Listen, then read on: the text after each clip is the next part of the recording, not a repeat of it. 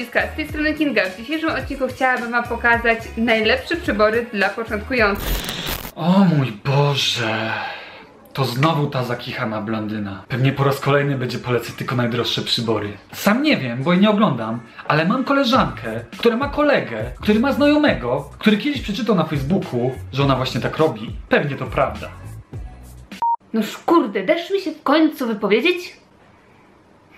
Ten odcinek powstał na wasze życzenie, dlatego bardzo porządnie się do tego przygotowaliśmy. Od dłuższego czasu dochodzą nas słuchy, że ciężko wam jest zacząć rysować, często polecane są wam bardzo złe produkty albo nieadekwatne do waszego poziomu, no bo przecież prowizja ze sklepów musi się zgadzać. Money. Dlatego też, aby wam pomóc, przedstawię wam 3 zestawy w różnych progach cenowych, które pozwolą wam na pracę przez co najmniej pół roku bez jakichkolwiek dodatkowych wydatków. Pierwszy zestaw, najbardziej budżetowy, mieści się w kwocie od 35 do 50 zł. Drugi jest już ciut droższy, bo 78. I trzeci zestaw dla prawdziwych burżui za 127 zł. I powtórzę, bo to jest bardzo ważne, że to są 3 zestawy, które umożliwią dla osoby początkującej przygodę z rysunkiem przez co najmniej 6 miesięcy, zaczynając całkowicie od zera. Wszystkie te rzeczy kupiliśmy sami, głównie na Allegro, dlatego możecie być pewni, że polecamy to z czystym sumieniem, a nie z chęcią zarobienia na prowizji. Zacznijmy więc od zestawu najtańszego. Jak już zaczynamy rysować, to oczywiście potrzebny nam jest papier. Wiem, że są zwolennicy, którzy rysują na ryzie papieru od drukarki, ale równie dobrze moglibyście rysować na serwetce albo palcem po piasku. Więc zapomnijcie o tym. Choć z drugiej strony występuje też grupa, która wydałaby na papier miliony monet, a do tanich i słabych przyborów poleciłaby na przykład blok za 50 zł, no bo przecież początkujący czegoś takiego nie zmarnuje. Nie polecam ziarnistego, osobiście wolę gładkie papiery, ale to już pozostawiam do indywidualnej oceny, jednak gramatury nikt nie przeskoczy. Im wyższa, tym lepiej do nauki. Taka ryza z drukarki ma tylko 80 gram, za to najtańszy blok techniczny 170. I to właśnie te 170 gram jest naszym minimum. Możecie też bez problemu korzystać z 200, 250, 300, jednak tutaj już lecą w górę ceny. Dlatego najtaniej wam wyjdzie, jeżeli kupicie po prostu taki zwykły bloczek, który zawiera w sobie 100 kartek. Tylko właśnie, pamiętajcie na gramaturę, 170. Na samym początku nikt nie rysuje wielkich dzieł, które oprawiłby w ramkę i żeby zaoszczędzić, to nic się nie stanie, jeżeli będziecie rysować na 2 stronach.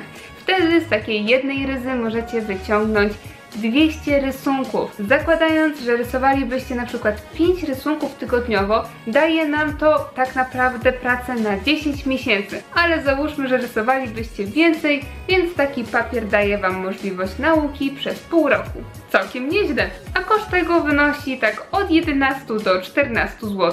Taki papier możecie kupować również w blokach w okolicznych sklepach. Wyjdzie tylko troszkę drożej. Skoro jesteśmy już przy temacie papieru, no to przydałby się jakiś szkicownik. Tak, wiem, mówiłam, że nie lubię szkicowników i nic się nie zmieniło, dalej ich nie cierpię, ponieważ bardzo często mają kiepski papier, no i przy okazji też wygórowane ceny. Ale spokojnie, występują też takie, które nie są jakieś strasznie drogie. I tutaj mam taki przykład szkicownika, który jest super tani. Ja mam na formacie A5, który kosztuje 5,50, ale bez problemu możecie też znaleźć mniejszy format A6 za 3,85. I mają one aż po 100 kartek, czyli dużo. Taki szkicownik jest po to, żeby mieć go zawsze przy sobie, bo nigdy nie wiecie, jaka będzie sytuacja. Zamiast się nudzić czekając w kolejce do lekarza, możecie wyjąć taki szkicownik i trochę sobie potrenować, bo zawsze w pobliżu znajdzie się coś, co warto narysować. Ale jak już wspominałam, nie oczekujcie jakiejś super jakości, za to na samym początku jest wystarczający. Czas pobrudzić sobie łapki. Podstawą to oczywiście ołówek. Nie będzie tu żadnych kredek, farb czy mazaków. Każdy początkujący musi opanować szkic, perspektywę, proporcje, światłocień, a to wszystko da wam ołówek. No dobra, ołówki. No i jak je wybrać? Przecież tych firm to jest od groma. Niestety najtańsze szkolne i kradzione z Ikei odpadają. Mimo iż Kohinoor produkuje bardzo słabe kreski, to ich ołówki dają radę, bo wychodzą najtaniej. Można znaleźć je za złotówkę od sztuki, w porywach do 2 zł. Szara wersja jest najtańsza, żółta troszkę droższa, ja akurat korzystałam z tej żółtej. Polecam twardość HB, B, 3B i 5B.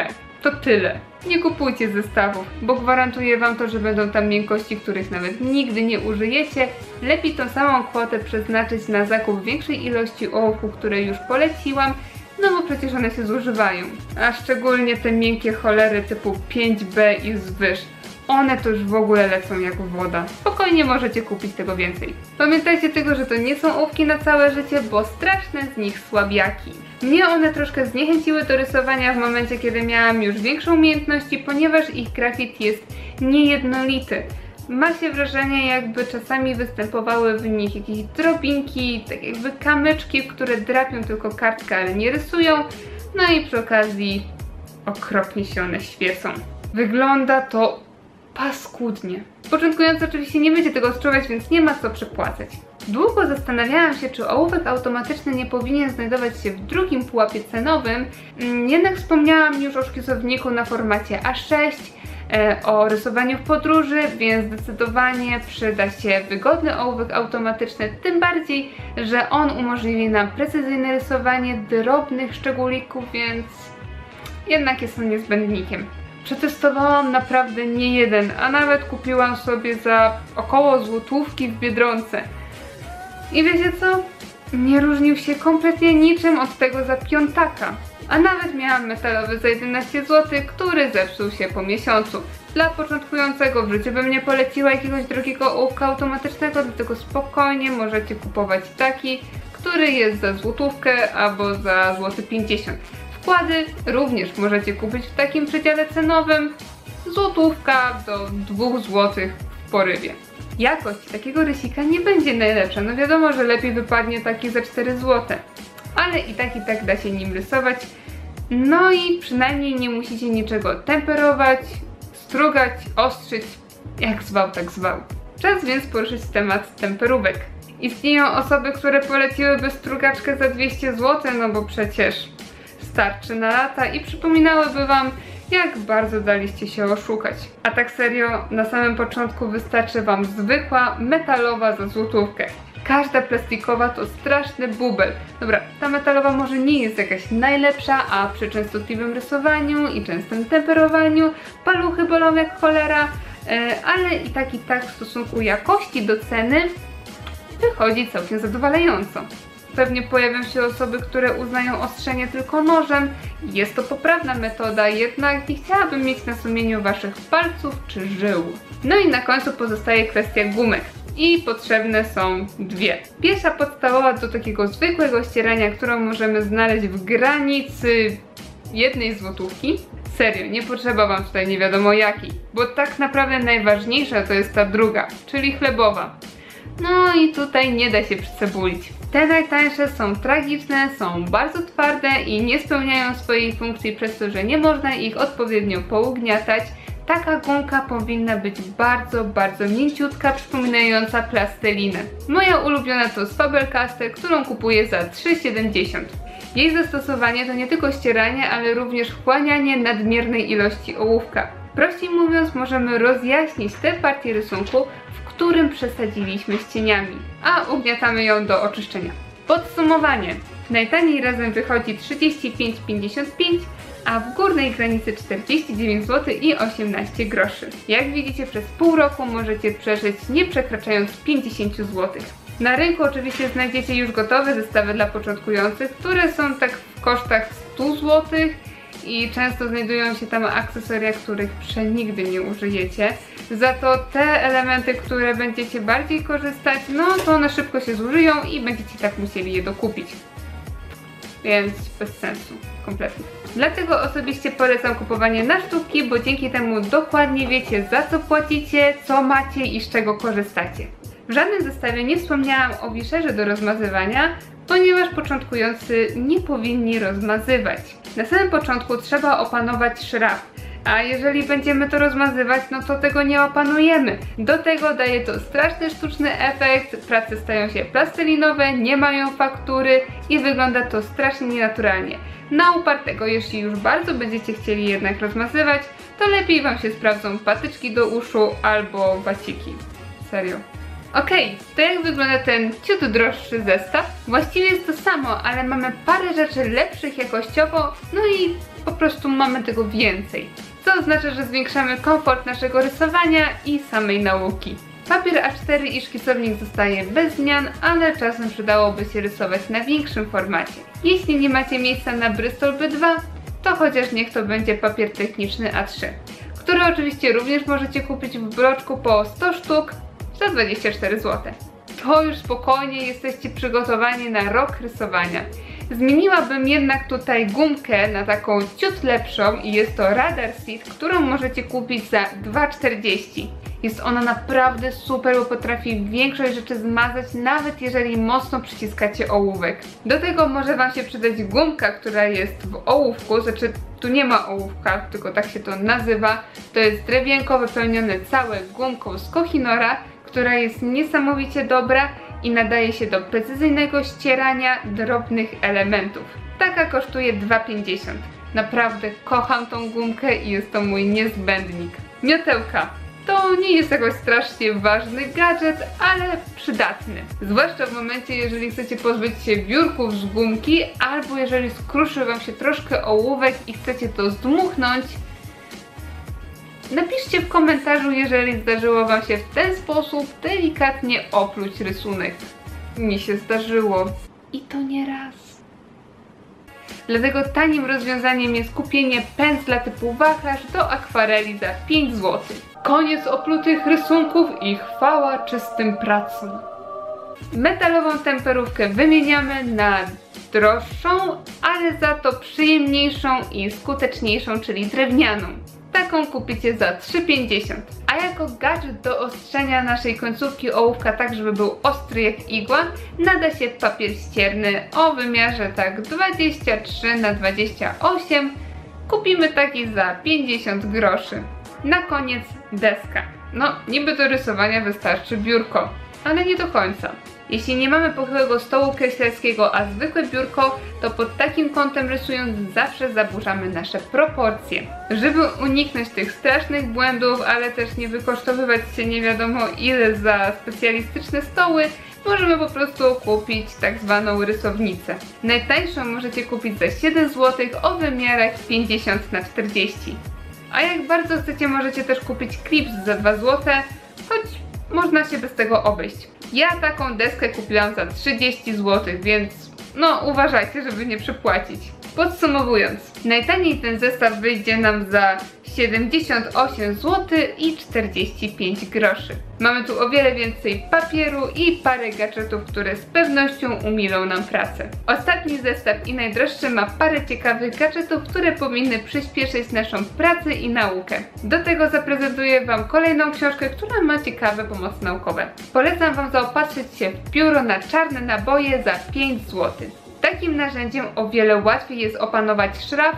Mi na samym początku to bardzo pomogło. Niestety nie mogę wam pokazać żadnego pióra za przykład, ponieważ usiadłam na nim i go połamałam. No, ogólnie smutna historia. Nie chcę o tym gadać. W tym zestawie chciałabym wam zaproponować szkicownik, który jest droższy, ale ma o wiele lepszy papier. Jest to pierwszy szkicownik, na który nie klnę co 2 minuty, ale mimo wszystko jest tańszy od tych bardzo popularnych, no bo sorry, kto by chciał wydawać powyżej 20 zł za zeszyt? Ten szkicownik na formacie B6 kosztuje 8,50. Ja akurat mam troszkę większy na formacie B5. ale naprawdę Wam polecam, myślę, że będziecie z niego zadowoleni, zwłaszcza przez komfort pracy. Do drewnianej taperówki dodaję jeszcze strugaczkę, która jest, no jakby nie patrząc, droższa, ale na dłuższą metę obniża nam koszty pracy ołówkiem czy kredkami, bo strugając nią nie naruszamy rdzenia kredki czy ołówka, dzięki czemu o wiele rzadziej takie przybory nam się łamią. Jest to idealny sposób na Prismacolor, gdzie większość osób narzeka na kruszącą się kredkę. Ja korzystałem ze strugaczki, no takiego problemu po prostu nie mam. Tą słodką kruszynę kupiłam na AliExpress za 17 zł. No musiałam ją mieć.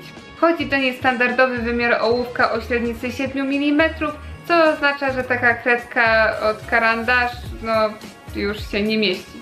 Myślę, że warto to wiedzieć, ale spokojnie, naprawdę większość przyborów ma te 7 mm i nie trzeba za bardzo się tym przejmować. Ostatnią rzeczą dla burżui w tym zestawie to oczywiście książka. Jest to najtańsza książka, jaką udało mi się znaleźć, a mimo wszystko jej treść jest naprawdę godna uwagi. Nawet jej tytuł świetnie pasuje do tematu dzisiejszego filmu. No kurczę, no lepiej być się mogło. Można ją kupić za 22 zł. Jak coś w Empiku jest drożej. Tak pokrótce ją omówię, żebyście mniej więcej wiedzieli, co jest w środku i czego się spodziewać. Zaczynamy tutaj od podstawowych zasad, czyli w ogóle jak trzymać ołówek w zależności od tego, co rysujemy. Mamy też zastosowanie prostych kształtów, nauka proporcji, czyli jak rysować martwą naturę. Jest tutaj bardzo dużo perspektywy, ale wytłumaczonej w prosty sposób.